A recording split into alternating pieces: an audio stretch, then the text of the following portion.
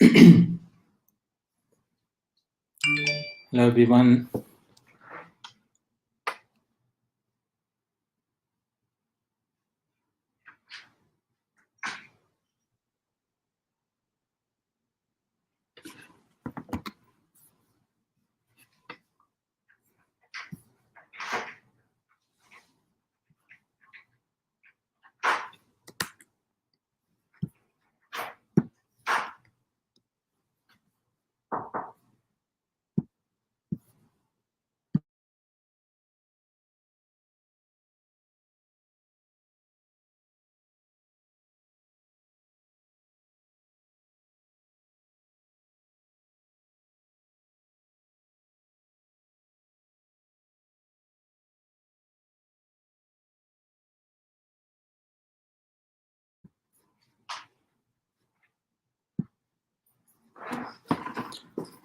Hello. Hi Rajul, hi Ellie.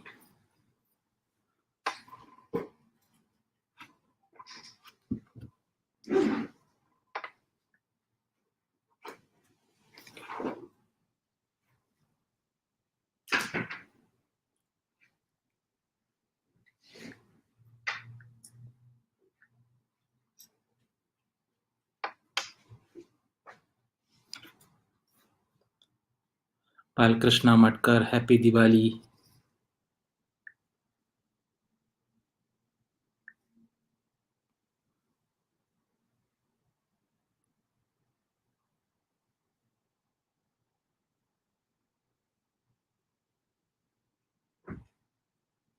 Good evening everyone. I'm just sharing this so that it reaches more people.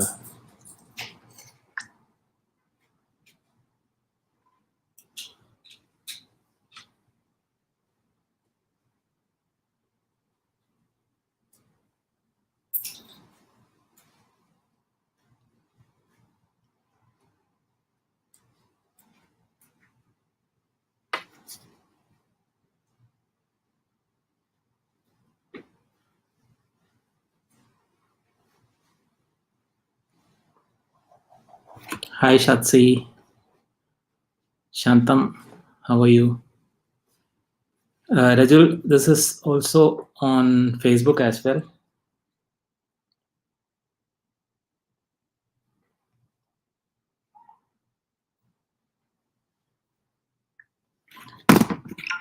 Okay. So today we are going to talk about Masai Mara, one of my favorite location. Unfortunately, Nisha will not be able to attend the session. She has traveled to Masai Mara yesterday. Today is reached Masai Mara and she's having a good time there. So I'm all alone here.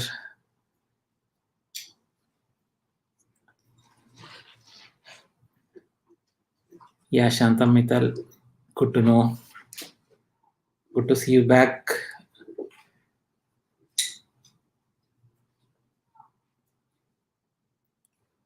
Okay, let's go directly to the topic.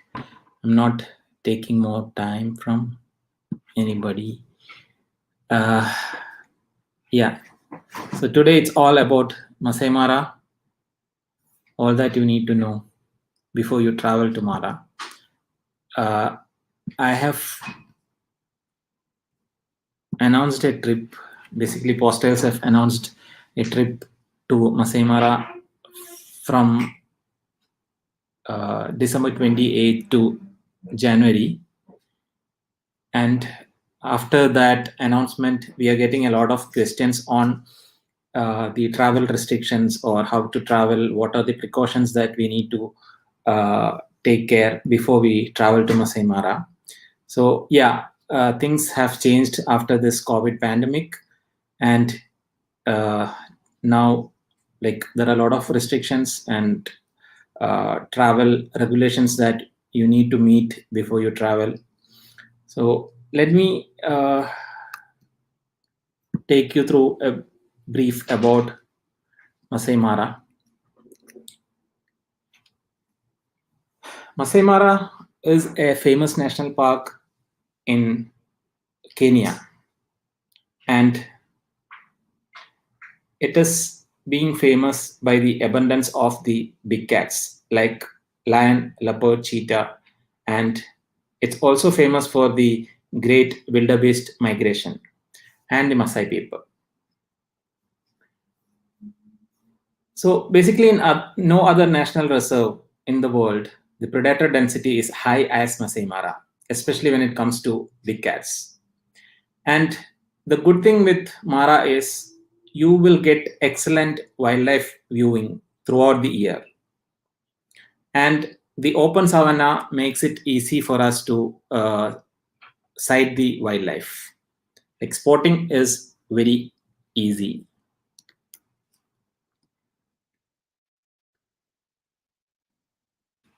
Masai Mara is the land of the Maasai, an ancient pastoralist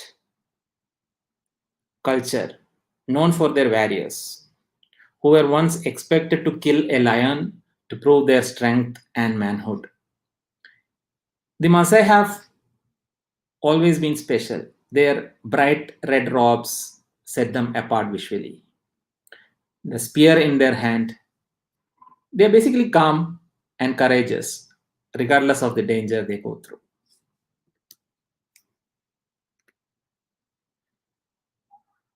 Why someone must visit Masai Mara?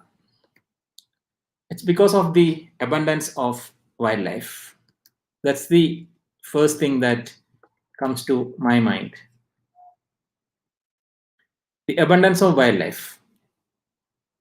It's a home to the Africa's famous big five species, as well as other species of wildlife, including the wildebeest, zebras, gazelle, antelopes, ostrich, giraffe, cheetah, hyena, and many more.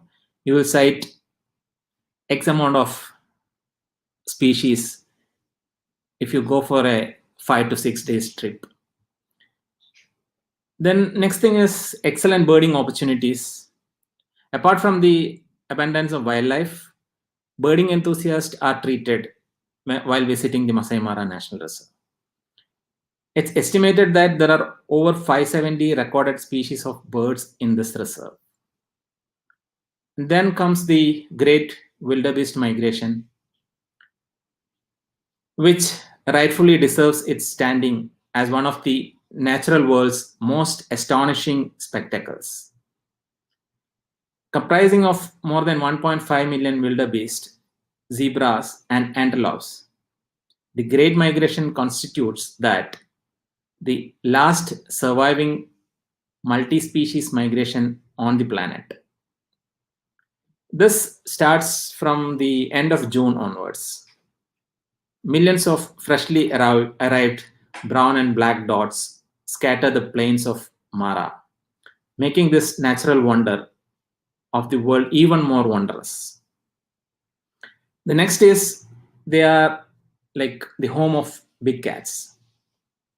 Masai Mara is oftenly known as the kingdom of lions because the lions dominate the grasslands of the reserve. And this Masai Mara National Reserve is also popular with the BBC series you all might have known, like saw the series Big Cat Diaries. So basically, it's a home of big cats. And the good thing is, it is well maintained. It's the most well maintained Kenyan wildlife reserve. And if you're looking for an authentic African safari, then Mara should be on your first choice of destination.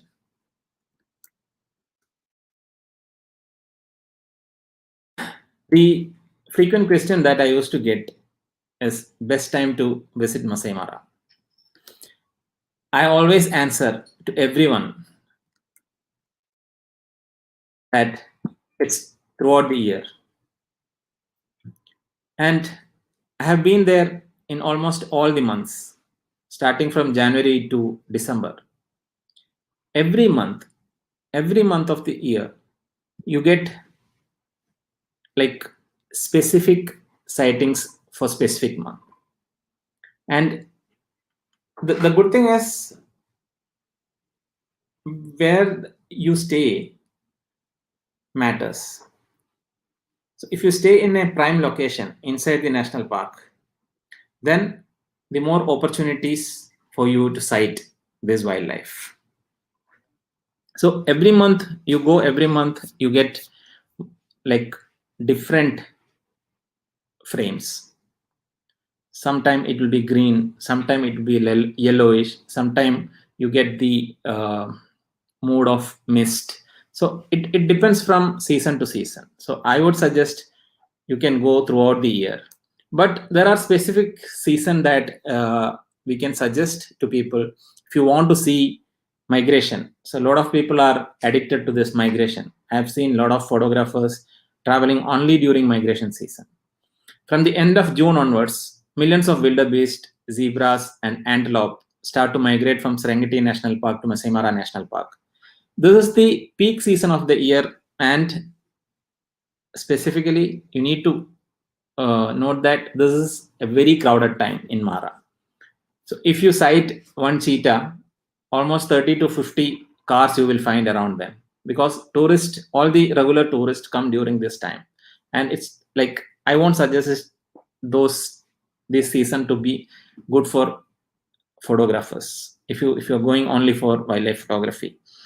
So migration season you can go for clicking all this, like if you want to photograph the movement of wildebeest and zebras from Serengeti to Mara, this is the best season, and it starts from July till October.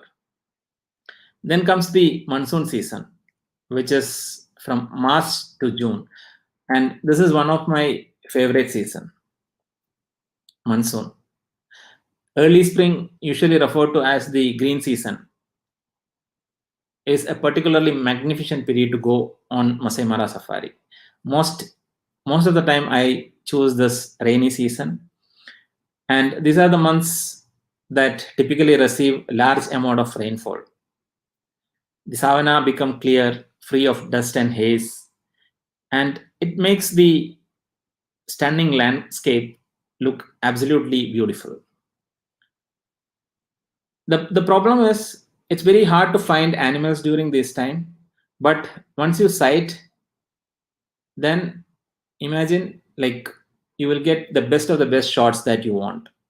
Sometime the lions will be uh, lying down after a heavy rain, and if you wait for like 30 minutes to 1 hour, you will find them standing or waking up and uh, shaking their head. So all these kind of beautiful, and the any species in the rain, if you photograph any species in the rain, it's like dramatic frame you will get.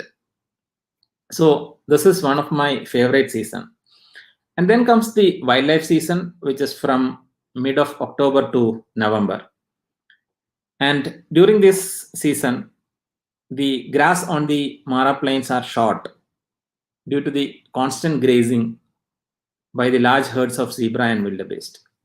Possibility of the sighting of big cats during this season is very high. So you don't have like during the other seasons, the tall grass, you will not be able to find lions or cheetahs very easily because they go through the bushes or go through the grasslands. So it's very tough for that season. But during this mid October to December, the short grass, because of the short grass, you will find a lot of predators. And next is the festive season from December to January. This is mainly for the Christmas celebration, New Year celebration. But the good thing is, during this time, the Masai Mara plains are covered with rich wildlife species. So this season is basically for celebration, the Christmas and New Year. So people come there with family or friends and celebrate the New Year or Christmas. And again, like no when it comes to photography, this is also a best season for photography as well if there are no much crowds. Now let's go to the travel requirements. Yeah, this is the key questions that we keep on getting now. Basically, to travel, you need to book your international flight. If you're not from Kenya, if you're not a Kenyan resident, you need to book your international flight to Jomo Kenyatta International Airport. And the second thing is you need to apply for an online visa. To apply for online visa, you can go to the website ecitizen.go.ke. That's the Kenya's visa providing portal. So this portal allows you to register and create your account. Then you can apply for the online visa.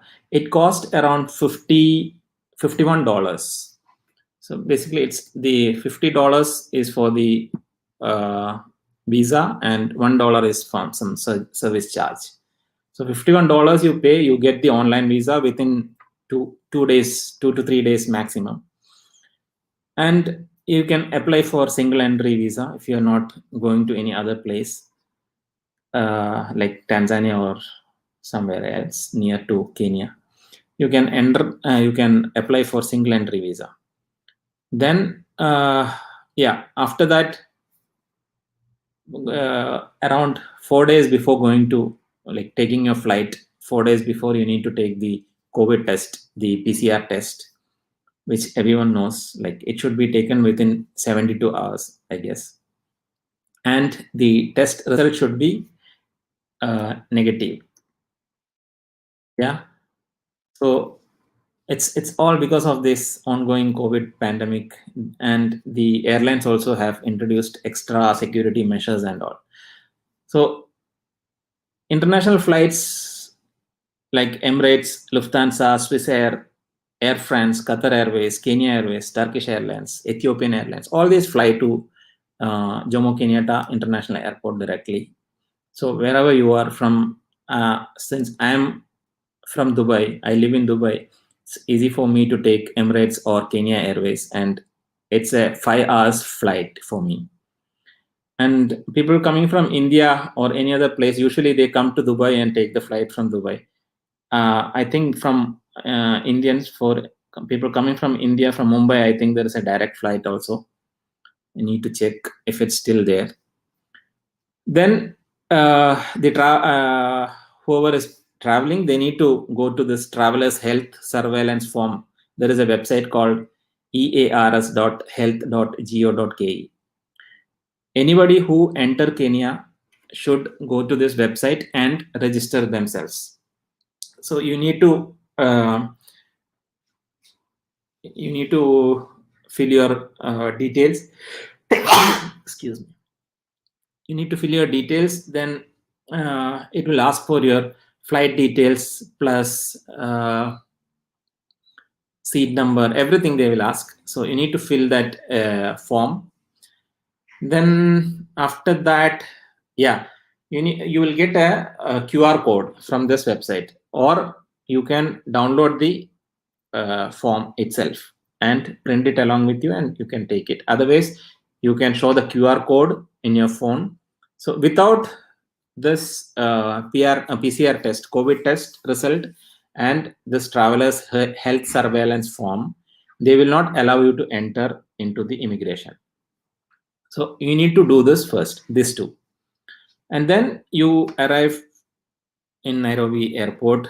So and show both these things. Then it's better to move to a good hotel near the airport itself, because I don't suggest going around in the city, because you know the situations everywhere. It's very dangerous. So I'm talking mainly about the COVID situation.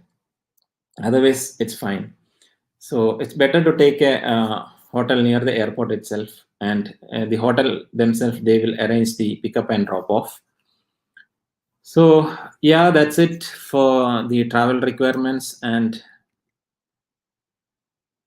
yeah, then reaching Masai Mara, there are two options. One is taking a domestic flight, and the second option is travel by road.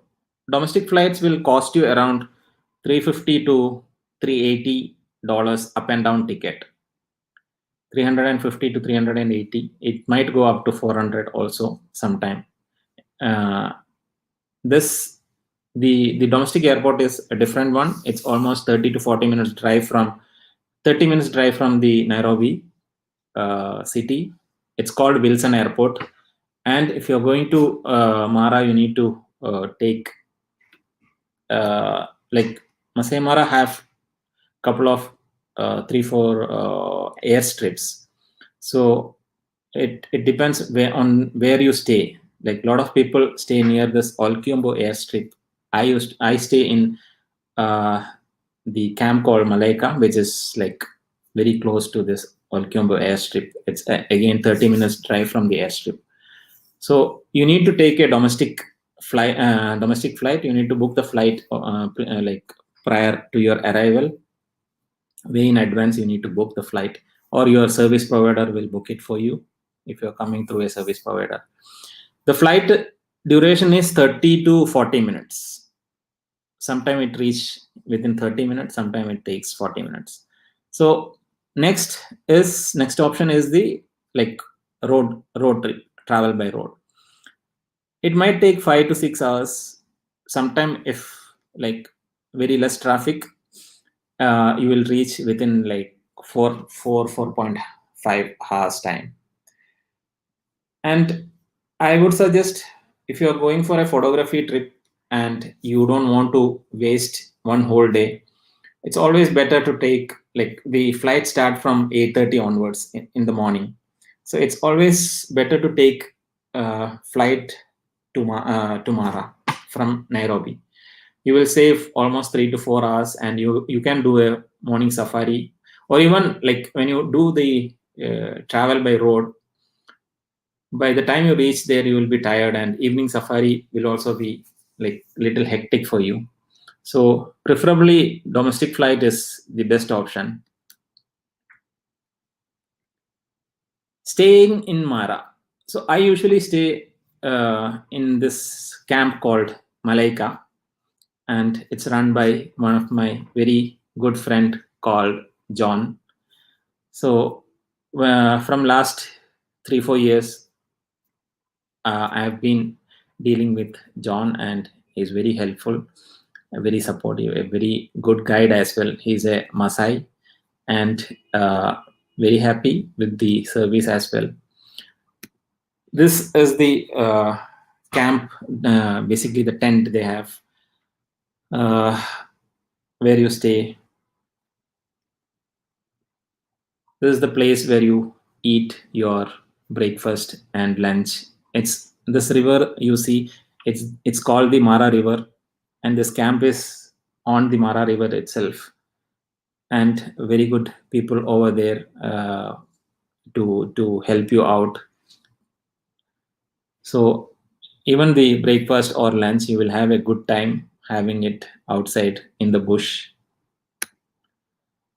And you get good food. People ask me what food you get. From this camp, I get, like, morning breakfast, you will have sausage, kidney bean, then omelette, pancake, bread. If you want specifically something, you can tell them, they will arrange it. And then, like, Indian food, you get all, like, Western food, all kind of foods. If you want any specific food, you ask, they'll serve you. So yeah, food is also very good. So far I have no complaint about the food as well. And we travel in this Land Cruiser. Basically it's a very big Land Cruiser, and we keep only 2 people in a vehicle. That is the best option. If you take there are people who come in minivans, and that is not preferably advisable for a photography. See, I'm not saying that you can't take photographs from a minivan. It's perfectly all right to go in that. But if you are looking for a good, if anyway you are spending a lot of money, so if you spend a little bit extra, you get a lot of other options. In this, you can see the seat on the right side. You can see the seat. We will remove that, not seat, I mean door. We'll remove that door, and you will be able to lie down and click pictures in the eye level. So all these things, the car will be literally modified. The Land Cruiser will be literally modified. Will remove the seats and everything, and it will be perfect for you to get a perfect shot. And this is very important, choosing your vehicle. It's a small difference from the minivan to Land Cruiser, but when it comes to the output, it makes a huge difference. Then for photography, yeah, a lot of people ask the same question: what all cameras and lenses should I carry? I used to carry with me either D5 or D6, and uh, additional one more camera. Now we have the Z6 or C7 also. You can take D850 also is a nice option. So when it comes to D5 or the similar cameras, like for example Canon, they have the 1DX Mark III. Those kind of cameras, high-end cameras, if you can get, that is the best as main camera, because it gives you like 16 frames, 14 frames and above. Sony, that A9, they give 20 frames, I guess. So all these high-end cameras, if you can afford, if you can get it for your trip, that is the best. And an additional camera with high megapixel would be good, like D850 or Z7.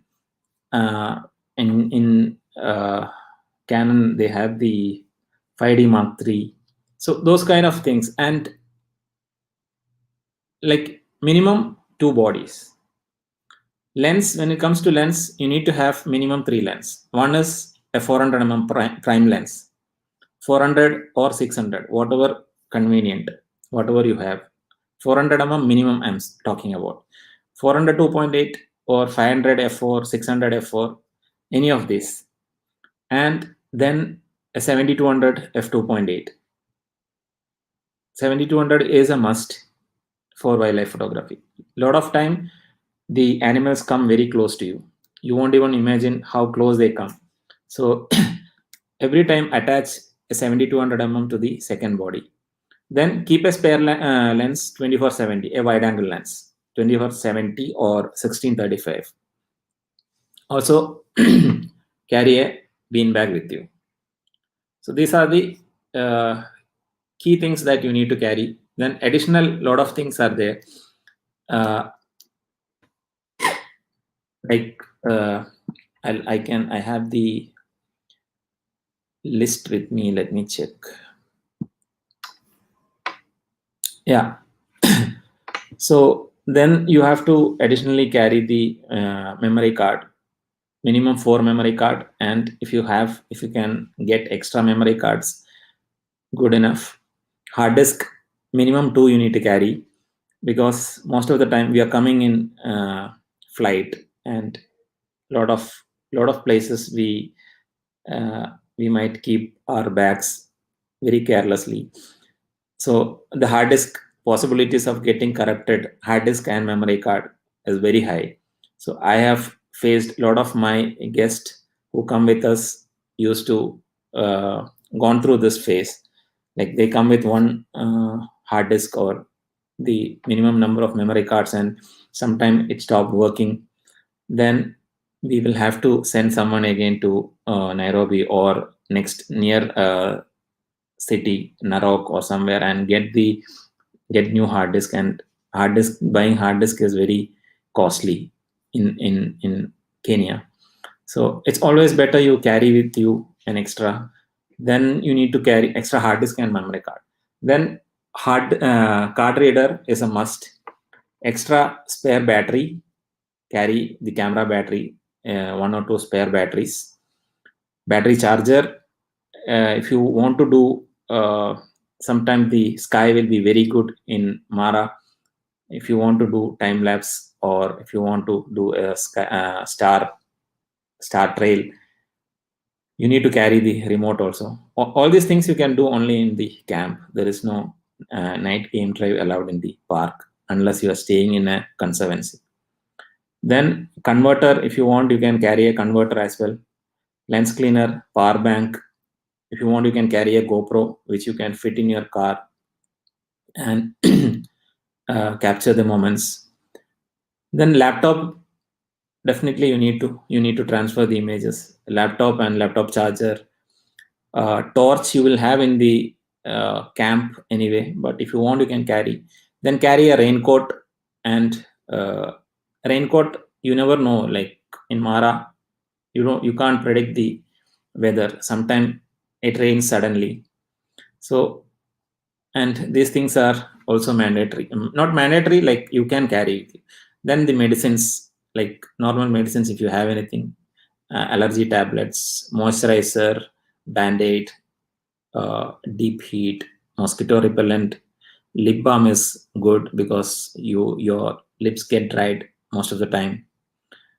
Then like brush and paste, sunscreen, face cream if you want, those things. Then clothings also, like carry minimum, because in the domestic flight, if you're going by flight, domestic flight have a issue of allowing only 15 kg. So after, like if you cross the 15 kg, then you need to pay $8 per kg. So it's better to minimize the dress. If you're going for 6 days, keep 8 t-shirts and 2 or 3 shorts. That's what I used to take, like one trouser for 2 days and one t-shirt or shirt for every day. So keep it minimal, and make the weight very less. Your camera equipments will also be heavy, so you need to take care of that. Then these are the things that you need to keep in mind when you go for photography. You need to stay inside the national park. You need to find a camp inside the national park. A lot of people, to save money, what they do is they stay outside. Like they get in contact with some service provider, and they give them a very budget coat, and you get, like, they don't guide you properly. Sometimes they give you the cost for a minivan and stay outside the park. So if you stay outside the park, it will take you like 30 minutes to 1 hour to reach the gate. Then after the gate, uh, if you want to reach to a happening area, it will again take 1 to 2 hours. So your time goes in traveling itself. So it's always better to choose a camp inside the national park. And you need to have, like, you need to suggest, if you can afford it, it's always better to go for a option of 2 photographers in a Land Cruiser. You can go 4 photographers or 6 photographers, no issues, but the problem is when you come back, everyone will have the same frame, and sometimes some of the photographers doesn't get the good view. So, like, mentally you will have issues. So it's always better 2 photographers in a vehicle. And Maasai guide, you need to choose a Maasai guide also. Guide is the crucial thing, critical thing in your the whole trip.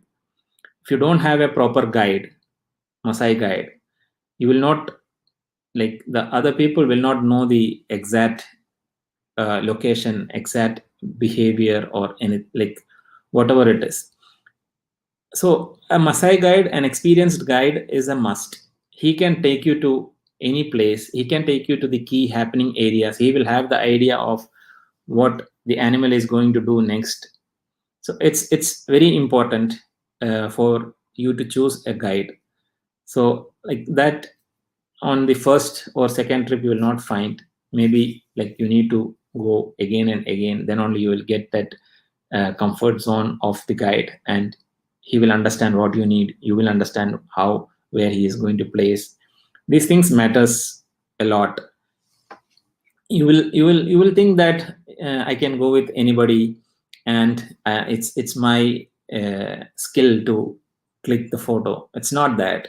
I've traveled like almost 20-25 times, and I know how it is. So from last 10 years I'm going to Mara, so it's not as easy as we think, but lot of time, if you're lucky, you will get everything.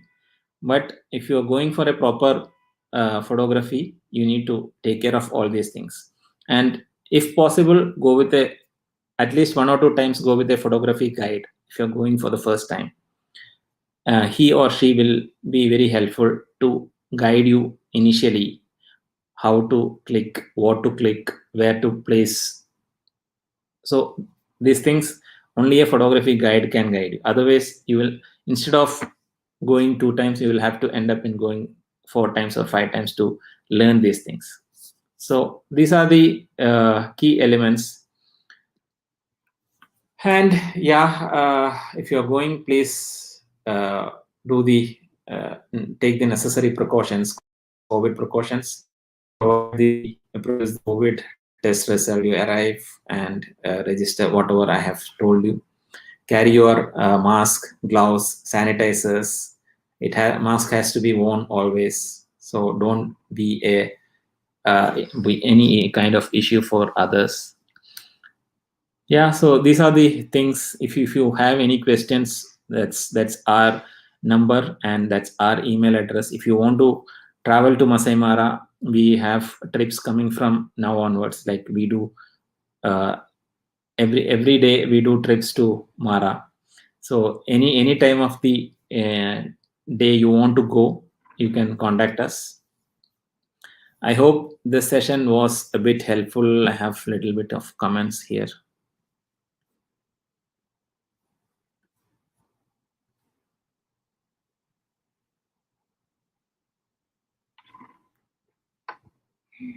Rajesh Pendra, hi. Ravichandra, sir, budget. Cynthia, hi, Cynthia, hi. Dr. Mohammed. Shanta Mittal. We can give you the, we can share the itinerary of what we do. You can just send an email or message me in this number, or email us, or you can connect with us through Facebook or Instagram also. We'll share the details. So that's all for now. I hope there is no any more question.